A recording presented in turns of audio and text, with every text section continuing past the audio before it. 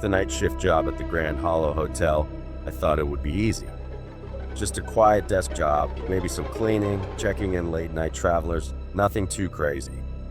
But by the end of my first week, I was begging to quit. It wasn't just the eerie, old-fashioned decor or the way the hallways always seemed darker than they should be. It was the rules. Before my first shift, the manager, Mr. Alden, pulled me into his office. He was an older man, probably in his 60s, with deep wrinkles and tired eyes, the kind that had seen too much. He slid a piece of paper across the desk with just 3 rules written on it. Read these. Follow them. Don't ask questions. I chuckled, thinking it was some kind of initiation prank. But when I looked up, Mr. Alden wasn't laughing. His voice was firm. This isn't a joke. If you break these rules, well, let's just say you won't make it past your first week. I wanted to press for details. Something in his face told me I didn't want to know the answers. The rules were simple. Rule #1. Never respond to a guest who isn't on the register. Rule #2. If you hear knocking from room 306, do not open the door. Rule #3. If the phone rings at 3:33 a.m., do not answer it. That first night, I sat at the front desk scrolling through my phone, convincing myself it was all superstition.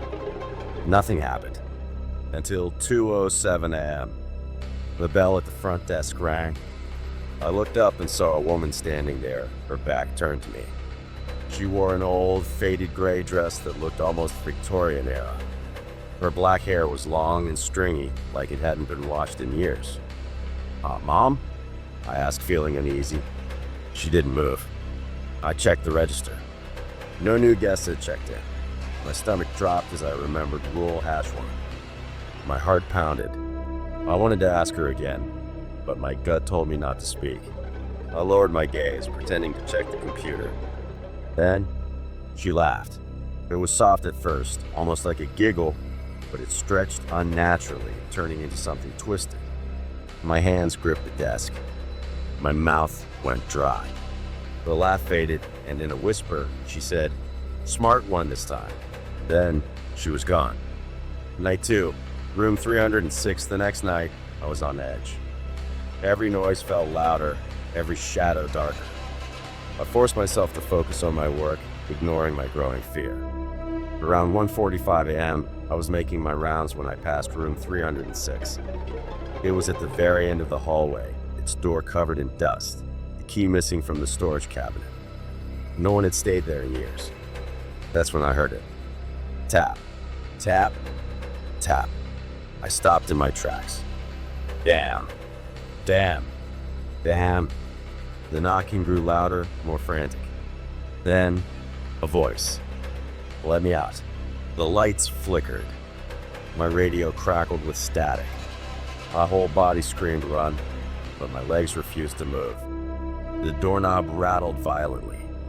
Let me out. The voice was no longer human. It was something else, something wrong.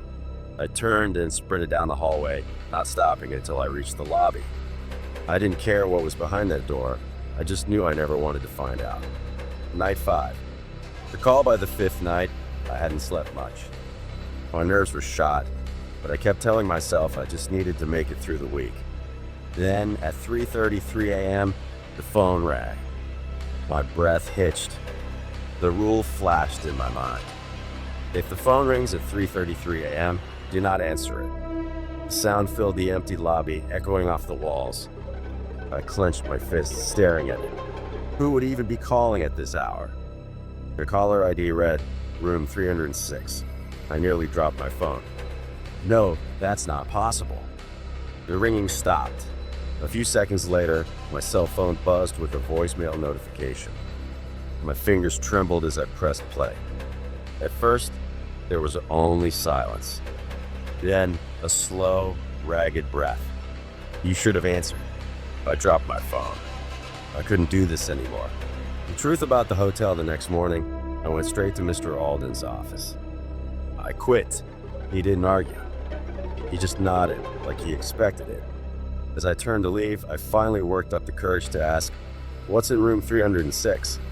He sighed, rubbing his temples. "You don't want to know." Well, I needed to. "Who's the woman in the lobby?" Who called me last night? His face darkened. He took a deep breath and said, "This hotel was built on top of something that should have stayed buried. Room 306 was the site of something horrific, and whatever is in there, it wants out." I felt sick.